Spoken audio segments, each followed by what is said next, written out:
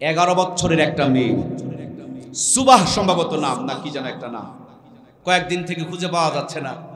আমাদের একটা নওগাঁর ছেলের প্রেমে পড়ে চলে আসছে। মা ক্যান্সারে আক্রান্ত, চিকিৎসা করতে নিয়ে গিয়েছে।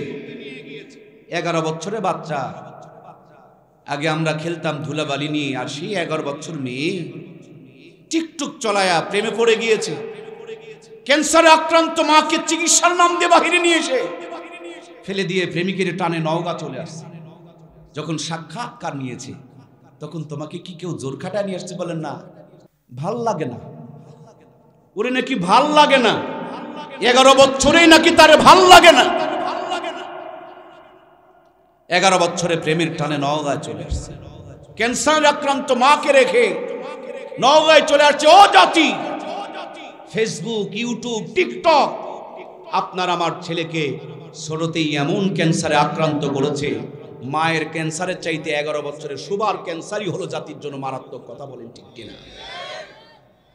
ওর মার ক্যান্সারের চাইতে এর ক্যান্সার বড় মারাত্মক। নীরব ঘাতক হয়ে আপনার আমার ইমান আমন সব চুরি করে নিয়ে যাচ্ছে, ঠিক কিনা? আহারে, কয়েকদিন থেকে একটা নেটে ভাইরাল আওয়াজ হচ্ছে, চাচা হেনা কোথায়? কি গো, এখানে কোনো যুবক টুবক নাই নাকি? সাজুগুজু কেন এত? হেনা কোথায়? হেনা কোথায় মানে? তুমি নিশা খাবা, তোমার পাশার থেকে প্যান্ট খুলে যাবে, তুমি লেখাপড়া করবে না, আর হেনার বাবা তোমার জন্য হেনাকে রেখে দিবে না? হেনাকে যখন অন্য জায়গাতে বিয়ে দেয় তখন গান হয়, প্রেমের সমাধি ছেড়ে মনে শিকল ভেঙে পাখি যায় উড়ে যায়। সব বিরহের গান গাইতে গাইতে কবরের দিকে যায়, জাহান্নামের দিকে যায়, ঠিক কিনা?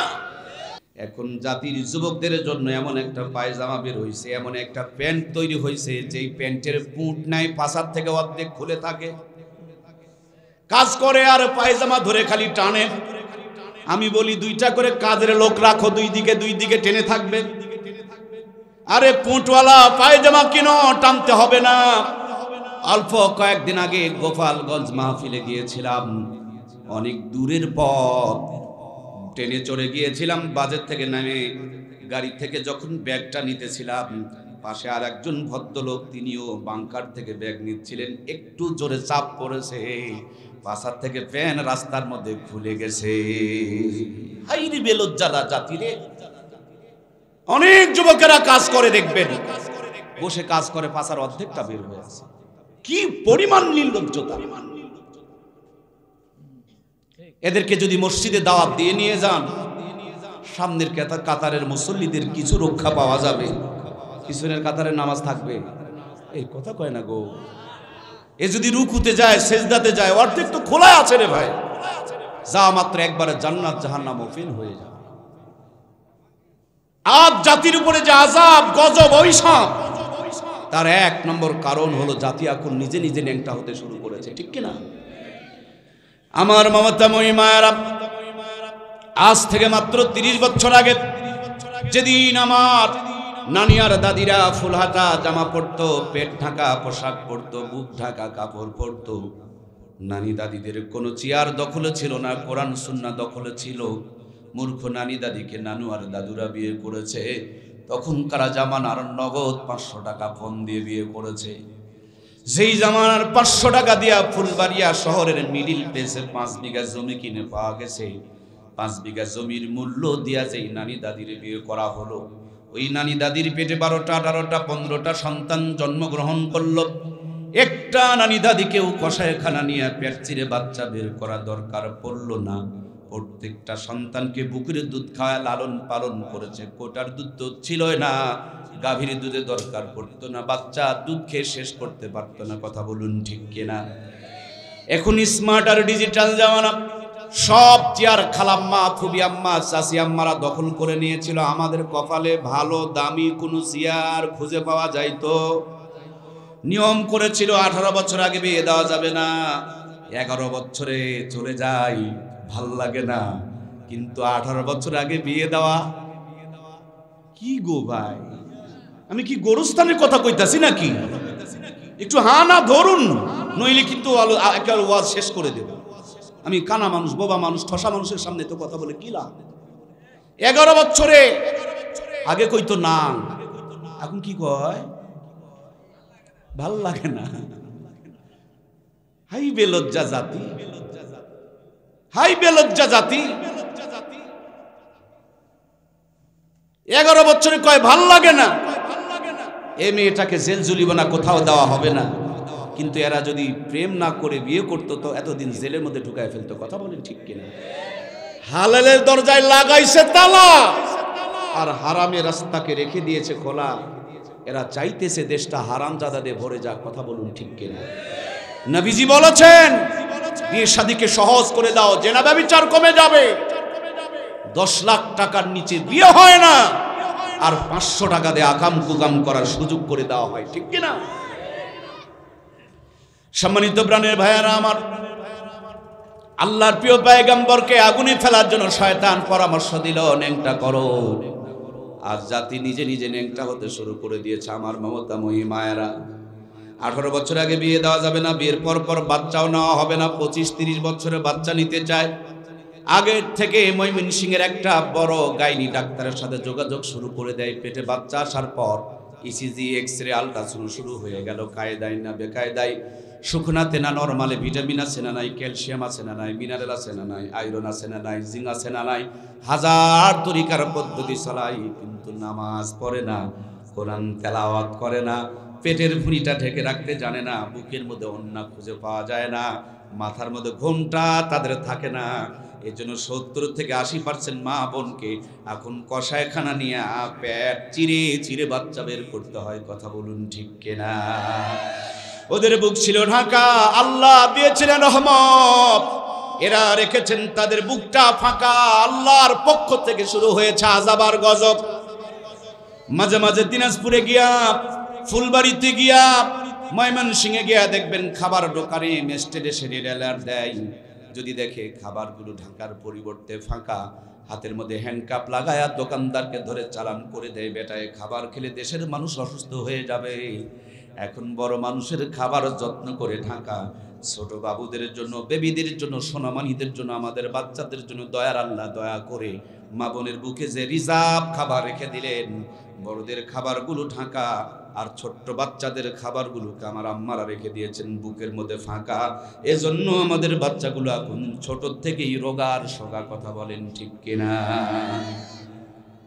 কয়েকদিন আগে বগুড়ার একটা মাহফিল থেকে নামার পর ছোট্ট একটা বাচ্চা কোলে তুলে দিয়া বললেন, হুজুর বাচ্চাটাকে ফু দিয়ে দেন।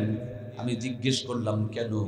ওনারা বললেন ভাজা পোড়া খাইতে খাইতে বাহিরে গিয়েছে, তার জন্য বাতাস লেগেছে, বমি করতেছে, কান্না করতেছে, পেট মুসরা মুসরি করতেছে।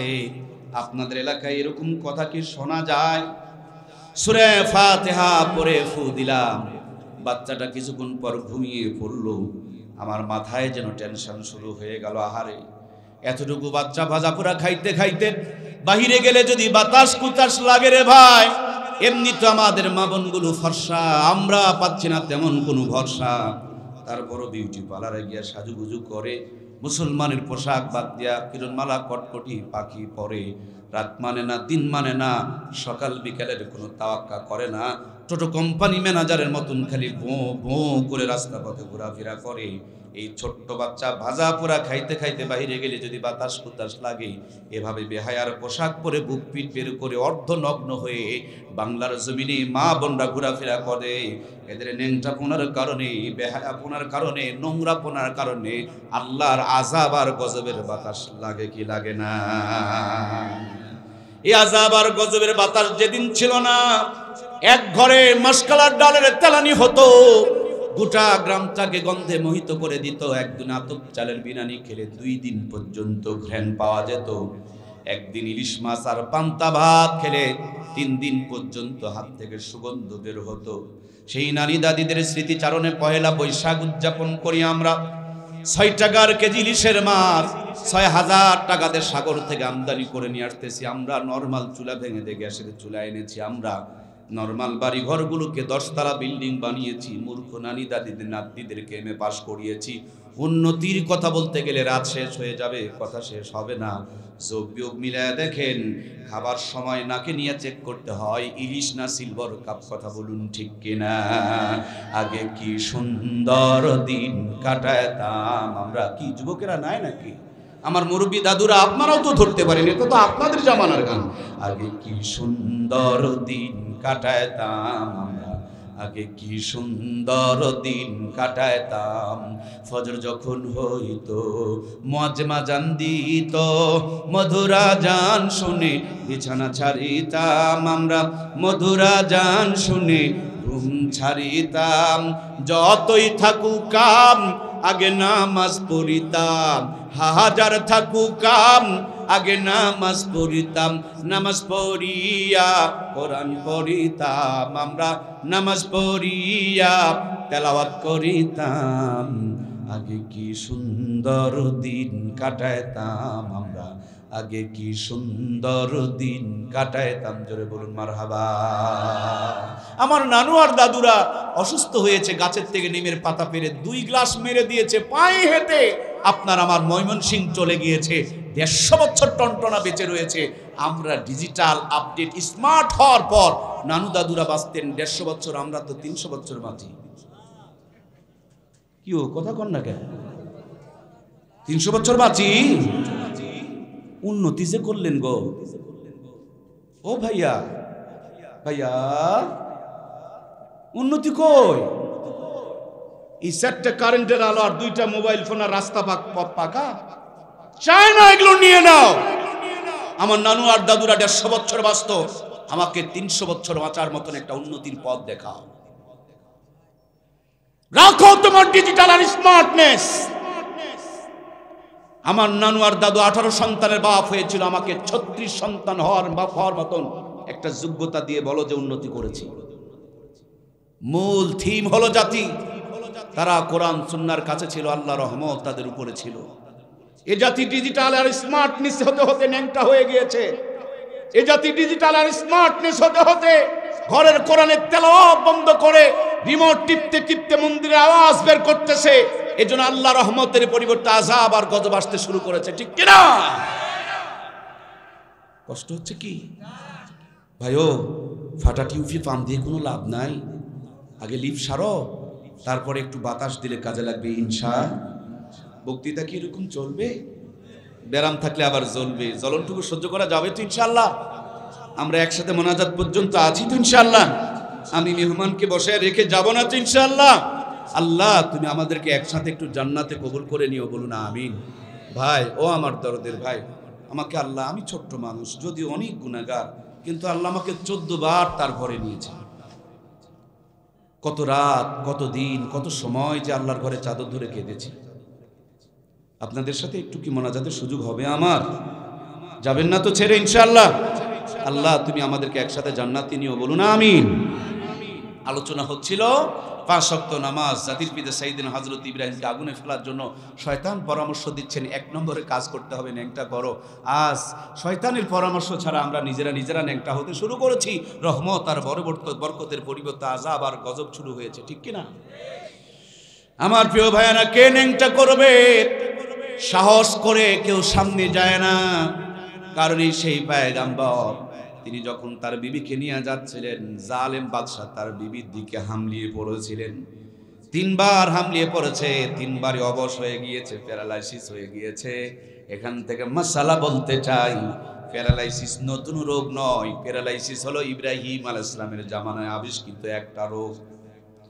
এই দুনিয়াতে আলেমদের বিরুদ্ধে যারা কথা বলবে, কোরআনের বিরুদ্ধে যারা কথা বলবে, আমি পরিষ্কার চ্যালেঞ্জ করে বলে যাচ্ছি, প্যারালাইসিস না হওয়া পর্যন্ত তাদের সাথে আজরাইল দেখা করবে। অল্প কিছুদিন আগে দেওবন এলাকার ভিতরে একজন মুরব্বী ওযু করে মসজিদে নামাজ পড়তে যাচ্ছে, আর একজন স্বামী আর স্ত্রী 2 জন মিলে পার্কে ঘুরতে যাচ্ছে। হঠাৎ করে এই মুরব্বী চাচার পায়ের নিচ থেকে এক থাবা কাদা গিয়া মহিলাটার মুখ চোখ মেখে গিয়েছে। যুবক মেজাজ খারাপ, টকবগে শরীর, বিবিকে নিয়ে পার্কে যাচ্ছিল, সব নষ্ট হয়ে গিয়েছে, কাদা মেখে গিয়েছে। দেখবেন হুজুর দেখলে পিকআপ বাড়ে, দাড়ি টুপিওয়ালা দেখলে পিকআপ বাড়ে, মৌলবীরে হুজুরে ধরে কাদার মধ্যে ঠেসে ধরেছে। আল্লাহর বান্দা বয়স্ক মানুষ, ভুলটা তো তারই হয়েছে।